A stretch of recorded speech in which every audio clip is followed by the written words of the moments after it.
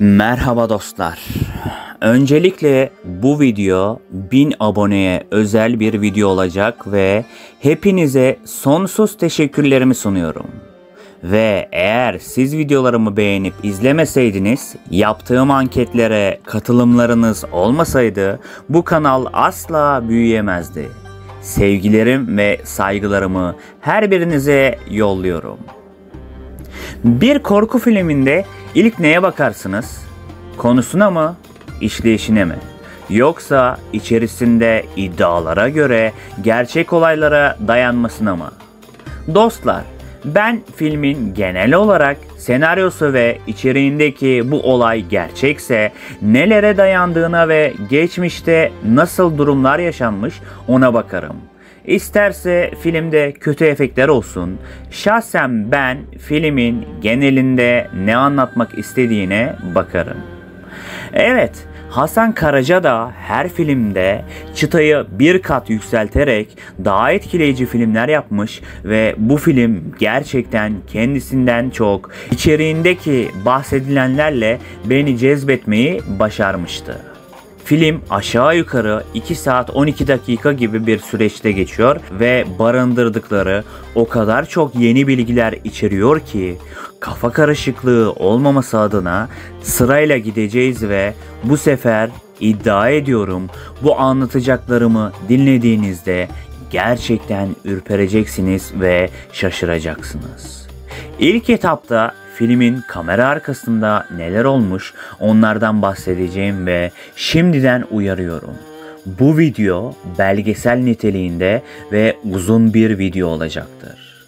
Hazırlığınızı yaptıysanız, çayınızı ve kahvenizi aldıysanız başlıyoruz.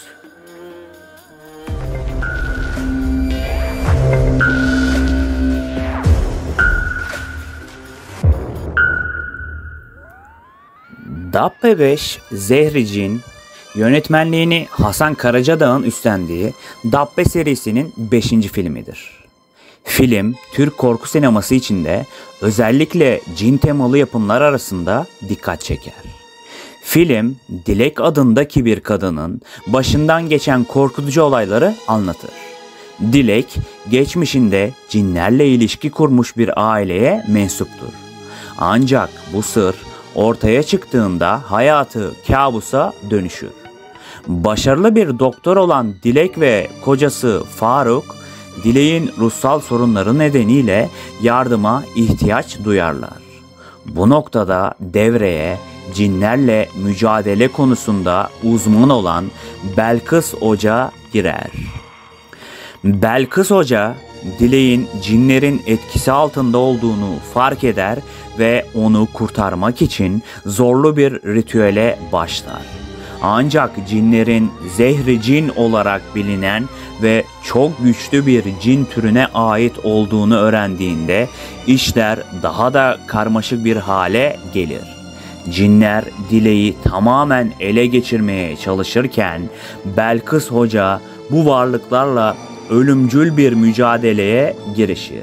Bu mücadele arasında kadim bilgiler ve ritüellerle cinlere karşı savaşılır ancak olaylar çok daha ürkütücü bir boyuta ulaşır. Film özellikle Anadolu'nun köklü cin efsanelerinden ve dini inançlardan beslenen unsurları kullanarak izleyiciyi korku dolu bir atmosfere çeker. Dabbe serisinin genel temasına uygun olarak cinlerin insanlarla olan teması ve bunun doğurduğu sonuçlar korkutucu ve ürkütücü sahnelerle aktarılır. Cinlerle doğrudan iletişim ve ritüel sahneleri, dini içerikli ayinler filmde önemli bir yer tutar. Türk kültüründe önemli bir yer tutan cin inanışları ve dini korkular gerçek olaylardan esinlenilmiş bir senaryoyla işlenmiştir. Belkıs Hoca karakteri cinlere karşı savaşan bilge bir kadın olarak geleneksel inançlarla modern korku unsurlarını birleştirir. Dabbe 5 Zehri Cin özellikle cinlerle ilgili hikayeler ve İslami öğeler üzerine yoğunlaşan korku yapımları arasında büyük ilgi görmüştür. Şimdi biraz bilinmeyenler nelermiş, kapıyı aralayıp içeriye girelim. Merak etme, alt katta değiliz. Daha burada film hakkında bilinmeyen neler olmuş ona bakacağız. Şöyle buyur. Filmde dikkatli izlendiğinde görülebilecek bazı gizli semboller ve mesajlar bulunur. Özellikle Kur'an'dan ayetler, Arapça yazılar ve çeşitli İslami semboller sahnelerde arka planda görünür. Bunlar cinlerle bağlantılı olan bölümlerle ilişkilendirilir ve izleyicilere bu mistik dünyanın daha derin bir anlamını sunar. Filmin çekimleri Türkiye'nin farklı bölgelerinde gerçekleştirilmiş olsa da özellikle Anadolu'daki izole köylerde çekilen sahneler gerçekçi atmosferi yaratmada önemli bir rol oynamıştır. Bu bölgelerdeki doğa ve mimari yapılar filme otantik bir hava katmıştır. Dabbe 5 özellikle Türkiye'de büyük ilgi gören ve izleyicilerde güçlü psikolojik etkiler bırakan bir film olarak bilinir. Bazı izleyiciler filmden sonra uykusuzluk, paranoya ve korku dolu rüyalar yaşadıklarını bildirmiştir. Hatta sinema salonlarında izleyicilerin panik atak geçirdiği haberleri çıkmıştır. Bazı ekip üyeleri çekim sırasında açıklanamayan gölgeler gördüklerini, kamera ekipmanlarının bozulduğunu ve hatta kayıtta olmayan garip sesler duyduklarını söylemişlerdir. Bu tür olaylar özellikle cinlerle ilgili filmler çekerken birçok insanın dikkatini çekmiştir. Karacadağ bu olayları ciddiye aldığını ve çekim sırasında seti zaman zaman korumak için dualar okuttuklarını dile getirmiştir. Filmin senaryosunun temeli gerçek bir cin vakasına dayandığı biliniyor. Ancak bu vaka hakkında çok daha derin ve rahatsız edici detaylar vardır. Vakanın yaşandığı köyde cinlerin musallat olduğu iddia edilen bir ailenin filmin çekimlerinden sonra da garip olaylar yaşamaya devam ettiği ve bu durumun hala yerel halk tarafından konuşulduğu söylenir. Bu vaka Karacadağ'ın filmde işlediği olayların gerçekte ne kadar ürkütücü olabileceğine dair önemli bir ipucu sunar. Karacadağ, cinler ve paranormal olaylarla uzun süredir ilgilenen bir yönetmen olarak bilinir. Film çekimleri sırasında da gerçek cin vakalarını araştırmak ve bu olayların detaylarını filme yansıtmak için çeşitli medyumlarla görüşmeler yaptığı söylenir. Bu nedenle filmdeki birçok sahne gerçek olayların yansıtıldığına inanılır. Film için yapılan araştırmalar sırasında Karacadağ'ın bazı yerel medyumlarla çalıştığı ve onların yönlendirmeleriyle bazı sahneleri şekillendirdiği bilinir. Bu nedenle filmde yer alan ritüel sahneler ve kullanılan dualar geleneksel inanışlara dayanmaktadır.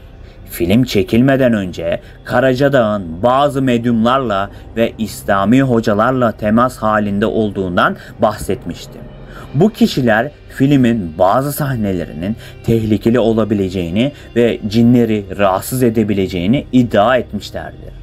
Bazı medyumlar çekim sırasında cinlerin çekim alanına musallat olabileceği ve filmde yer alan ritüel sahnelerinin yanlış yapılmaması gerektiği konusunda uyarılarda bulunulmuştur. Filmde geçen bazı sahnelerde cinlerin isimleri ya da özel varlıklar anılıyor gibi görünse de bilinçli olarak tam isimler ya da çağrılma yöntemleri kullanılmamıştır. Bunun sebebi İslam kültüründe cinlerin isimlerinin açıkça zikredilmesinin onlarla doğrudan iletişim kurma riskini doğurduğu inancıdır. Yönetmen filmin senaryosunda ve diyaloglarında bilinçli olarak bu isimleri saklamış ve sadece ima etmiştir. Dabbe 5'teki bazı sahnelerde kullanılan dualar İslam geleneğinde gerçekten cinlere karşı koruma sağlamak amacıyla kullanılan dualardır. Özellikle Kur'an'dan okunan ayetler, cinlerle ilgili hadisler ve çeşitli Esmaül Hüsna yani Allah'ın isimleri filmde doğru bir şekilde aktarılmıştır. Bu duaların doğru okunuşu ve kullanım şekli bazı izleyiciler tarafından fark edilmiş ve filme gerçekçi bir korku unsuru kattığı düşünülmüştür. Filmde yer alan bazı ritüel sahneleri için kullanılan malzemelerin gerçekten cin çıkarma ritüellerinde kullanılan malzemeler olduğu iddia edilmiştir. Özellikle filmde yer alan tuz, ateş ve çeşitli semboller bu tür olaylarla ilgilenen insanlar arasında önemli anlamlara sahiptir. Yönetmen bu ritüellerin filmdeki etkisinin daha güçlü olmasını sağlamak için gerçek dualar ve semboller kullanmıştır. Hem oyuncular hem de set ekibinin bazı üyeleri film çekimlerinden sonra çeşitli kişisel rahatsızlıklar yaşadıklarını belirtmiştir. Bu rahatsızlıklar arasında sıkça tekrarlayan kabuslar, aniden bozulmaya başlayan elektronik cihazlar ve açıklanamayan sesler gibi olaylar yer almıştır. Bu tür deneyimler filmi izleyen bazı izleyiciler tarafından da bildirilmiştir.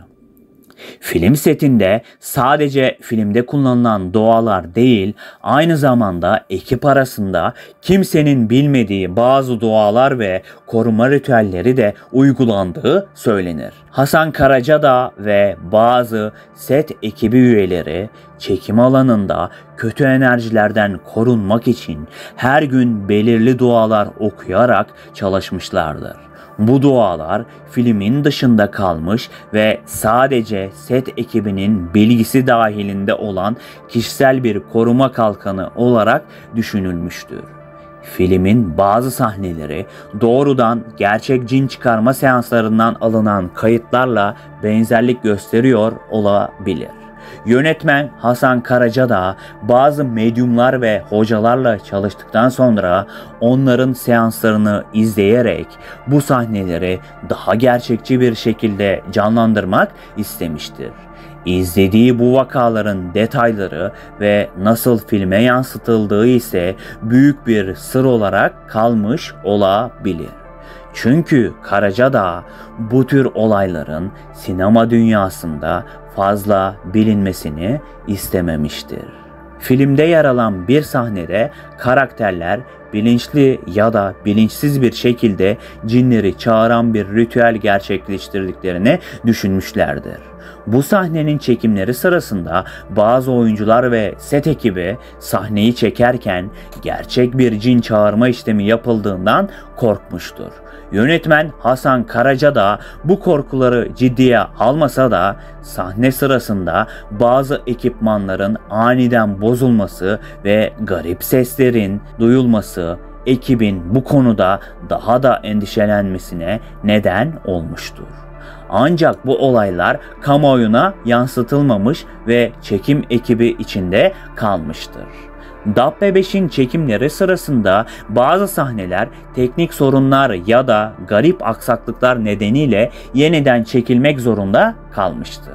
Bu sahnelerden bazıları mistik içerik barındırdıkları için lanetli olarak anılmış ve hiç tamamlanamamıştır.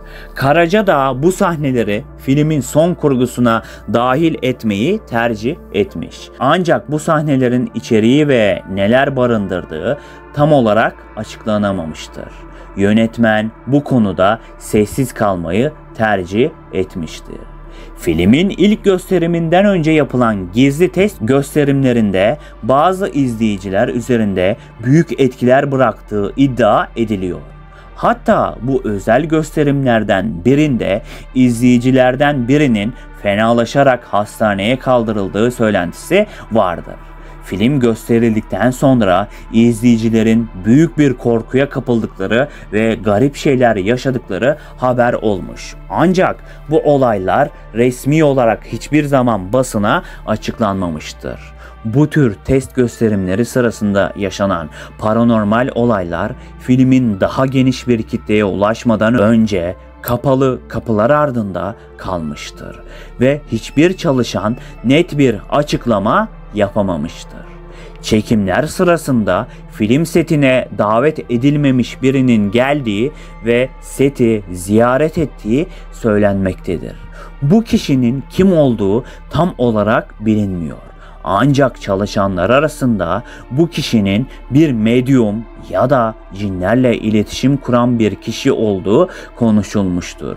Hatta bazı söylentiler bu kişinin Bitlisli Belkıs olduğu iddiaları adeta set içinde bir dedikodu haline gelmiştir. Bu kişi setin bazı sahnelerinde bulunmuş ve set ekibiyle çok az iletişim kurarak setten ayrılmıştır. Bu ziyaretçinin bazı sahnelerdeki atmosferi ve çekimlerin akışını etkilediği düşünülmektedir. Filmin ilk sahnesinde iddiaya göre Viranşehirli Molla Latif Serani'nin ses kaydını dinleriz. Bu kişi Şanlıurfa'nın Viranşehir ilçesinde yaşamış önemli bir din adamıydı. Molla Latif Serani özellikle bölge halkı tarafından tanınan, İslam hukuku ve tasavvuf konularında derin bilgisi olan bir alim olarak bilinirdi. Ailesiyle birlikte uzun yıllar boyunca hem dini eğitim vermiş hem de bölgedeki toplumsal sorunlarla ilgilenmişti. Anadolu'nun bir köyünde yaşandığı iddia edilen olay kendisinin asla unutamayacağı bir vaka olarak kayıtlara geçmiştir. 14 Ağustos 1979 tarihinde Anadolu'nun bir köyünde yaşandığı iddia edilen en korkunç cin vakası Türkiye'deki paranormal vakalar arasında geniş yankı uyandırmıştır. Bu olay halk arasında cinlerin varlığına ve etkilerine olan inancı daha da güçlendirmiştir. Köy halkı ve bölge sakinleri üzerinde büyük bir psikolojik etki bırakmıştır. Bu tür vakaların resmi kayıtları sınırlı olduğu için olay çoğunlukla rivayet ve halk anlatılarıyla günümüze kadar ulaşmıştır. İddialara göre olayın gerçekleştiği köy Anadolu'nun sakin ve kırsal bir bölgesinde yer almaktaydı. Bu köy küçük bir yerleşim birimi olup geleneksel yaşam tarzının sürdüğü, halkın cinler, büyü ve doğaüstü varlıklar konusunda yoğun inanç taşıdığı bir yerdi. Köyün adı resmi kaynaklarda geçmese de çeşitli rivayetlerde Ege veya İç Anadolu'daki bir köy olduğu belirtilmiştir. Vakanın merkezinde genç bir kadın olduğu söylenir. Kadın daha önce köyün bir büyücüsünden yardım alarak bir büyü yaptırdığı iddia edilen bir kişiydi. Tabii ki bu büyücü hepimizin bildiği Bitlisli Belkıs'tı. Yapılan büyünün amacı bir kişiyi kendine bağlamak ya da bir aileye zarar vermekti. Ancak büyü ters tepmiş ve kadının kendisi cinler tarafından hedef alınmıştı. Cinlerin musallat olduğu kadın bir süre sonra garip davranışlar sergilemeye başlamış ve köydeki insanlar onun durumunu fark etmişti. Kadının davranışları giderek tuhaflaşmıştı. İlk başlarda sadece ruhsal sorunlar gibi görünen belirtiler zamanla kontrol edilemez hale geldi. Kadın cinleri gördüğünü, sesler duyduğunu ve sürekli onlarla konuştuğunu iddia ediyordu. Bazen fiziksel olarak kendisine zarar veriyor, çevresindeki insanlara saldırganlık gösteriyordu. Ailesi ve köy halkı onun bu durumuna bir anlam verememiş, geleneksel yöntemlerle yardım etmeye çalışmışlardı. Köyün imamı kadına Kur'an-ı Kerim'den ayetler okudu ve dua etti. Ancak bu müdahaleler sonuç vermedi. Cinlerin kadının bedenine tamamen hakim olduğu düşünülüyordu. O dönemde köyde büyücülük ya da cin çıkarma işleriyle ilgilenen bir hoca vardı ve kadının ailesi bu hocadan yardım istemişti. Bu hoca tabii ki Molla Latif Serani'ydi. Vakanın en korkunç kısmı bu hocanın kadına cin çıkarma seansı uyguladığı sırada yaşandı. Seans sırasında kadının sesi değişti, gözleri bir noktaya odaklanarak sabitlenmiş ve vücudu istemsiz şekilde hareket etmeye başlamıştı. Kadın çok sayıda farklı sesle konuşmuş ve cinlerin isimlerini zikretmişti. Seansı izleyen köylüler bu anlarda yoğun bir korku yaşamışlardı. Seans sırasında herkesin şaşırdığı ve filmin esas ismi olan zehri cin kelimesini defalarca böğürerek söylemeye başlamıştı. Cin çıkarma sırasında kadın bir anda bayılıyor ve uzun bir süre kendine gelemiyordu. Ancak seans tamamlandığında kadının tamamen iyileşmediği, cinlerin hala bedeninde olduğu anlaşılmıştı. Olayın ardından köyde başka paranormal olaylar da yaşanmaya başlamıştı. Cinlerin köydeki başka insanlara da musallat olduğu söylenmişti. Molla Latif Serani'nin filmin başındaki ses kaydında şöyle bir şeyden bahsediyor. Büyüden daha dehşetlisi var. İşte büyüden daha dehşetli olan seans esnasında kadının tuhaf seslerle bahsettiği zehri cin kelimesidir. Kadının durumu o olaylardan sonra bir daha hiç düzelmedi. Aksine daha beter oldu ve bir sabah köyün çıkışında bulunan eski mezarlığın girişindeki bir incir ağacına boynundan asılı şekilde bulundu. Köyde yaşanan bu olay köy halkı tarafından yıllarca konuşulmaya devam etti. Halk köyün lanetli olduğunu ve cinlerin burada sürekli varlık gösterdiğine inanmıştı. Olayın ardından köyden birçok insan taşınmış ve köy giderek terk edilmeye yüz tutmuştu. Bu olay 1979 yılında Anadolu'da yaşanmış en korkunç cin vakası olarak hafızalara kazınmış ve Türkiye'deki paranormal vakaların en ürkütücü örneklerinden biri haline gelmişti. Olayın anlatıları halk arasında yayılmış ancak resmi belgelerde ve kaynaklarda detaylı bir kayda rastlanamamaktadır. Fakat Molla Latif Serani'nin ses kaydı yıllar sonra evinde bir sandık içerisinde bulunmuş, fakat buraya çok dikkat edin dostlar. 1990'ların başında iddialara göre bu ses kaydı bahsedilen o köyde bir delinin evinde bulunmuş. Ve sıkı durun. Filmde sonlara doğru Deli Yasin olarak tanıtılan sıkıntılı bir adamdan bahsedilir. İşte o adam gerçekte Zincirli Mesut olarak bilinen köyün delisinden başka birisi değilmiş. Bu deliye zincirli denmesinin sebebi her gece kendisini metruk evinde zincire bağlayarak sabahı edermiş. Bağlamasının sebebi ise gerçekte bu varlıklarla hem de Yakaza kavmiyle her akşam istişare kurmasıymış. O kadar kısıtlı bilgiler var ki bunlardan başka ileri gidemiyorum.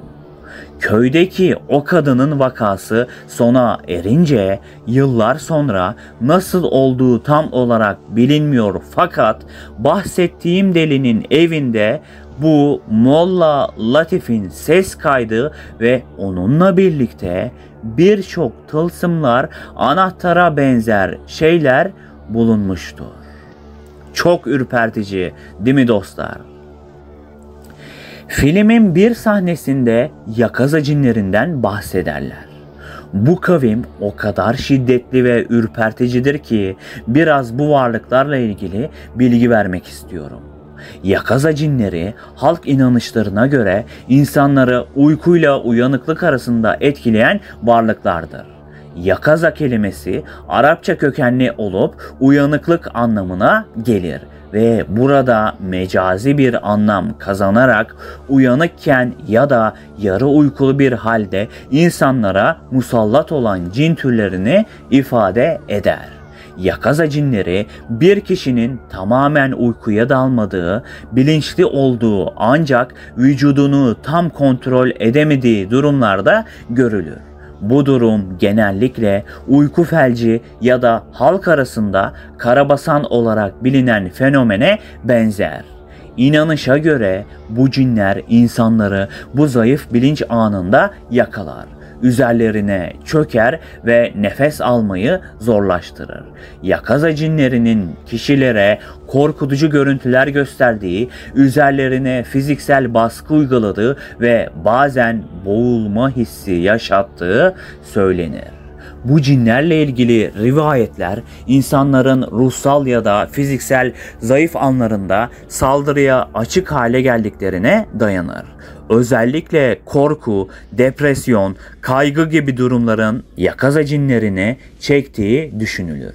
Bazı inanışlara göre bu varlıklar kişinin ruhunu ele geçirmeye ya da zarar vermeye çalışırlar.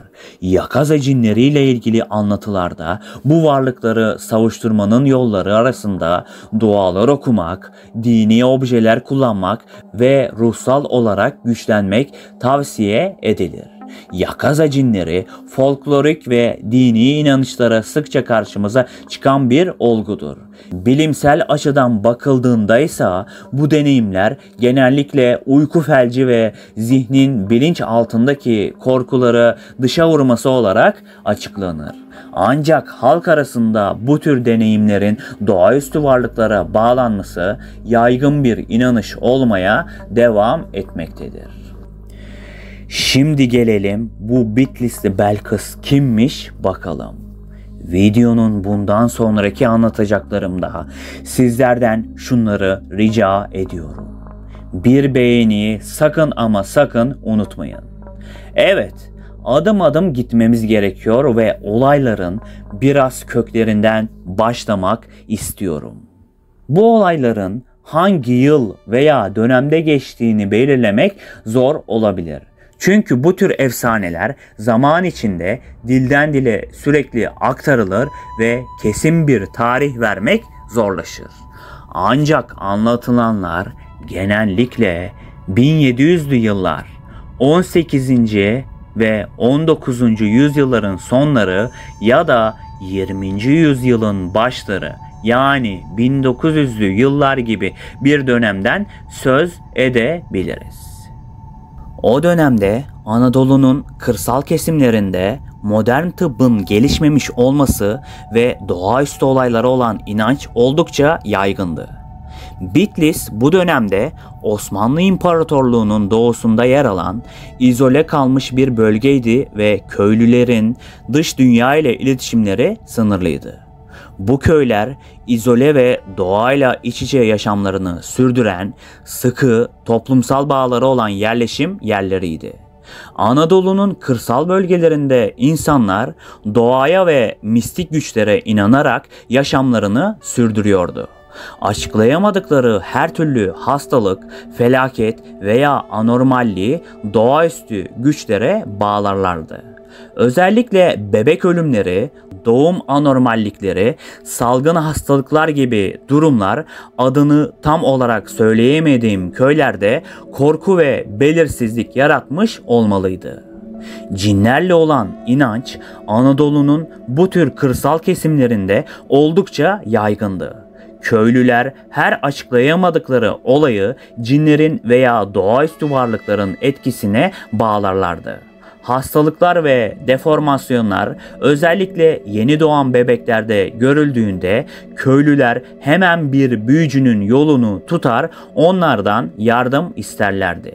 Bitlisli Belkıs dediğimiz kişilik ya da ne olduğu belli olmayan kişilik işte tam bu noktada devreye girmektedir.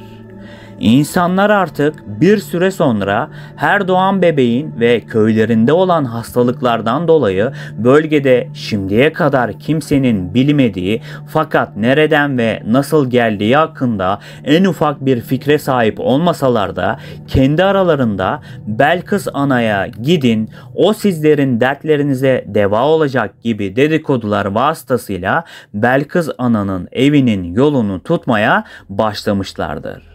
İşte tüm olaylar zaten bundan sonra başlar, derde deva mı yoksa dertlerine daha çok kara bir dert mi alacaklardır hiçbir bilgileri yoktur. Dipnot olarak şunu açıklamakta yarar var dostlar. Köylülerin büyücülüğüyle ünlü Belkıs Ana'ya gitme kararı çaresizce bir çözüm aradıklarını gösteriyor. O dönemde modern tıbbın ya da bilimin sınırlı olduğu düşünülürse büyücüler ve mistik kişiler halkın tek umudu olabiliyordu. Bu da Belkıs Ana'nın sadece korkulan değil, aynı zamanda yardım için başvurulan biri olduğunu göstermektedir. İnsanlar ona duydukları korkuya rağmen onun güçlü doğaüstü yeteneklerinin kendilerini lanetten kurtarabileceğine inanıyor olmalıydı. Belkıs Ana'nın büyücülüğüyle tanınmış olması onun kökenine dair de birçok efsanenin yayılmasına da neden olmuştur. Onun bu güçlere nasıl sahip olduğu, kimlerden öğrendiği veya neden bu kadar korkulan bir figür haline geldiği üzerine birçok söylenti dolanmış olabilir.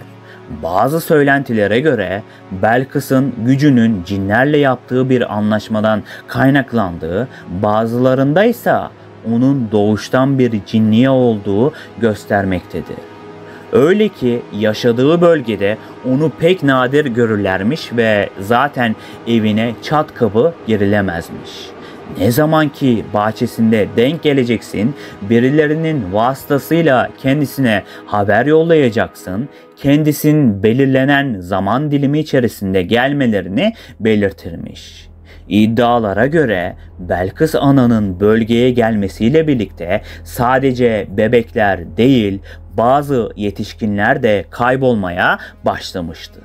Köyde birkaç kişinin gizemli bir şekilde ortadan kaybolduğu, hatta bazı insanların sabahları evlerinde ölü bulunduğu anlatılmaktadır. Bu ölümlerin sebebinin de Belkıs Ana'ya atfedilen büyüler veya karanlık ritüeller olduğu düşünülmüş olabilir. Bazı rivayetler Belkıs Ana'nın evine girmenin tehlikeli olduğunu, içeri girenlerin akıl sağlığını yitirdiğini ya da bir daha çıkamayacağını söylemektedir. Köylülerin evin çevresinde belirli dönemlerde tuhaf olaylar yaşandığını gördükçe bu yerin lanetli olduğuna inanmalarına sebep olmuştur. Evine yakınlaşan kişilerin geceleri kabus gördüğü, esrarengiz yaralarla uyandığı gibi olaylar da halk arasında yayılmıştır. Belkıs Ana'nın eski gizemli kitaplara sahip olduğu ve bu kitaplarda yasaklı büyüler ve ritüeller olduğu iddia edilebilir. Bu kitaplarda yer alan bilgilere ulaşmaya çalışan köylülerin başına kötü olaylar geldiği, kitaplara dokunan kişilerin çılgına döndüğü veya ortadan kaybolduğu rivayet edilebilir. Dostlar, sizlere herkesin bildiği internette yazılanları anlatmak istemiyorum. Çünkü zaten orada anlatılanlar başlı başına bir korkunç iddialar, fakat burada anlatmak istediklerim ve sizlere sormak istediğim birkaç soru var. İnternette biraz araştırma yapan Bitlisli Belkıs'ın işte bir gölge vasıtasıyla bebekleri kaçırdığı, işte devamında varlığının hiç olmadığı gibi birçok olaylar dönüp durmaktadır. Ben daha derinliklerine inmek istiyorum. Evet, olaylar 18. yüzyıl ve 20. yüzyılın başlarında geçmektedir. Tamam da bu varlığı bir kişi görmemiş ki, binlerce kişi görmüş. Bakın, neredeyse yüzyıllarca dilden dile anlatılmış bir hikayeden bahsediyor. 1700'lü yıllardan 1900'lü yıllar ne demek? Tam 200 sene. Yani bu lanet her neyse tam 200 sene nesilden nesile o bölgede adeta bir kara veba gibi yayılmış ve bu varlık binlerce bebeği cinlere kurban etmiş. Aklım almıyor ve ürpermemek elde değil. Devam ediyorum. Bitlisli Belkıs'ın yaşadığı döneme dair iddialara göre onun çevresinde sadece bebeklerin kaybolması değil, daha ürkütücü olaylar da yaşanmıştır. Bu olaylar arasında köylülerin sıklıkla gördüğünü iddia ettiği paranormal varlıklar ve Belkıs'ın ritüelleri sırasında ortaya çıkan garip sesler de yer alır. Bir hikayede Belkıs'ın bir gece ayin yaparken köydeki insanların garip bir ses duyduğu anlatılır. Bu ses kulak tırmalayan bir çığlık gibi tanımlanır ve köyün üzerinde dolaşan garip bir sisle birlikte görüldüğü anlatılmaktadır. Köylüler bu sesi cinlerin Belkıs'a yardım ettiği şeklinde yorumlanmıştır. Bu sırada köyde bazı hayvanların garip bir şekilde ölmeye başladığı ve özellikle koyunların gece vakti birdenbire yok olduğu söylenir. Köyde sadece Belkıs'ın evine yakın yerlerde bu olayların yaşanması köylüleri iyice tedirgin etmiştir. Bitlisli Belkıs'ın oğlu Harun Ağa, annesi kadar gizemli ve korkutucu bir figür olarak bilinir. Ancak onunla ilgili hikayeler daha az yaygındır. Harun Ağa hakkında söylenenler, onun annesiyle bağlantılı karanlık güçlerle temas kurmuş olabileceğini ve büyücülükle ilgili bazı faaliyetlerde rol almış olabileceğini işaret eder. Bazı söylentilere göre Harun, Belkıs'ın uyguladığı karanlık ritüellerde önemli bir yer tutmuştur. Belkıs oğluna büyücülüğün sırlarını öğrettiği ve Harun'un da annesinin ölümünden sonra bu güçleri kullanmaya devam ettiği iddia edilir. Özellikle yaşadığı bölgede Harun'un doğaüstü olaylara karıştığı, köylerde hastalıkların ve felaketlerin onun varlığıyla ilişkilendirildiği hikayeler anlatılır. Harun Ağa'nın adı ayrıca kayıtlarda yer almayan bir ölümle anılır. Bazı kaynaklar Harun'un aniden ortadan kaybolduğunu ve halk arasında onun da annesi gibi başka bir boyuta geçtiği ya da cinler tarafından alındığı yönünde iddialar ortaya atılmıştır. Bu hikayeler Harun'un köyde sessiz, içine kapanık bir karakter olarak tanındığını fakat zaman zaman tuhaf davranışlar sergilediğini belirtir. Peki son olarak bu zehri cin ne demek, ondan bahsetmek istiyorum. Dabbe 5 Zehri Cin filmi Türk korku sineması açısından önemli bir yer tutuyor ve filmdeki ana tema zehri cin kavramı etrafında şekilleniyor. Film cinlerin dünyası ve onların insanlarla olan ilişkisi üzerine kurulu derin bir hikayeye sahiptir. Zehri cin kavramı filmde cinlerin insanlara musallat olması ve onları zehirlemesi, yani manevi ve fiziksel olarak etkisi altına alması anlamında kullanılıyor. Buradaki zehir metaforu doğrudan bir biyolojik zehir gibi değil, cinlerin insan ruhuna ve zihnine yavaş yavaş nüfuz eden bir tür karanlık enerji ya da lanet olarak düşünülebilir. Filmde bu zehirlenme insanların ruhsal çöküşe sürüklenmesi, halüsinasyonlar görmesi, iradelerini kaybetmesi gibi sonuçlar doğuruyor. Filmde cinlerin insanları ele geçirme süreçleri özellikle zehri cin kavramıyla açıklanıyor. Cinler insanlara musallat olduklarında onları kontrol etmek için bu zehri kullanıyorlar. Filmde ana karakterler olan Dilek ve ailesi bu lanetin etkisi altına giriyor ve bu etkiden kurtulmak için çabalıyorlar. Zehri cin özellikle Dilek'in içine düştüğü kabuslar, gördüğü dehşet verici görüntüler ve yaşadığı paranormal olaylarla daha da derinleşiyor. Zehri cin kişiyi ruhsal olarak çökertir. Filmde karakterler giderek artan korku ve paranoya ile yüzleşirken psikolojik çöküşe sürüklenirler. İnsanın bilinçaltını ele geçirir ve onları korkunç görüntülerle karşı karşıya getirir.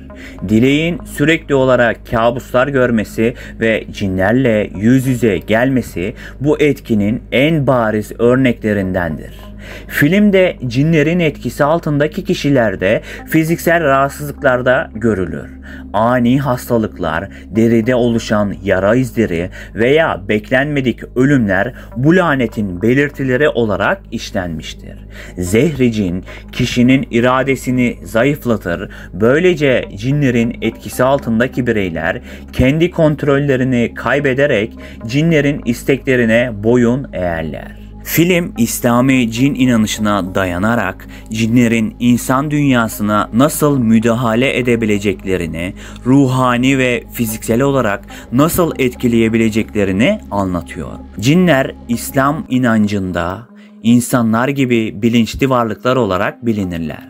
Ancak insanlar gibi iyileri ve kötülerinin olduğu söylenir.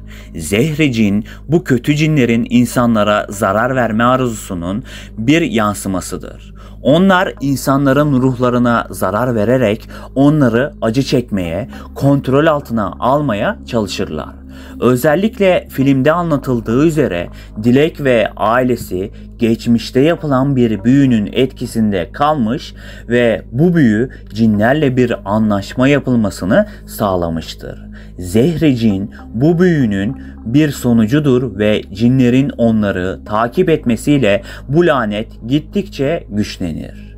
Dabbe 5 Zehri Cin filmindeki Zehri Cin kavramı cinlerin insanlara musallat olup onları manevi ve ruhsal bir zehirle zehirleyerek kontrol altına aldıkları korkunç bir olayı anlatmaktadır. Film bu lanetin hem fiziksel hem de psikolojik etkilerini derinlemesine işler ve izleyicilere yoğun bir korku atmosferi sunar.